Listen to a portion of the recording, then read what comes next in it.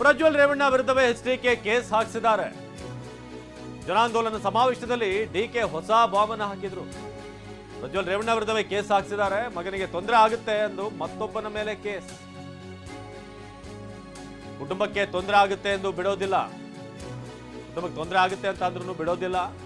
HDK ಯಾರನ್ನು ಕೂಡ ಬಿಡೋದಿಲ್ಲ ಅಂತ ಡಿಕೆ ಶಿವಕುಮಾರ್ ಇವತ್ತು ಮೈಸೂರಿನ ವೇದಿಕೆಯಲ್ಲಿ ಅಬ್ಬರಿಸಿದ್ರು. ಈಗ ನೋಡಿ ಮಗನ್ ತೊಂದರೆ ಆಯ್ತದೆ ಅಂತ ಹೇಳಿ ಇನ್ನೊಬ್ಬನ ಮಗನ ಮೇಲೆ ಕೇಸ್ ಹಾಕ್ಸಿಸಿ ಅವ್ರನ್ನೂ ಬಿಡ್ಲಿಲ್ಲ.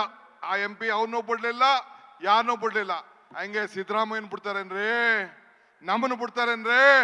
ಸೊ ಯಾರನ್ನೂ ಸಹಿಸೋದಿಲ್ಲ.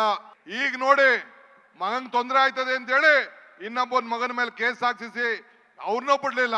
ಆ MP ಅವ್ರನ್ನೂ ಬಿಡ್ಲಿಲ್ಲ, ಯಾರನ್ನೂ ಬಿಡ್ಲಿಲ್ಲ. ಹಂಗೆ ಸಿದ್ದರಾಮಯ್ಯನ್ ಬಿಡ್ತಾರೇನ್ರಿ, ನಮ್ಮನ್ನು ಬಿಡ್ತಾರೇನ್ರಿ? ಸೊ ಯಾರನ್ನೂ ಸಹಿಸೋದಿಲ್ಲ.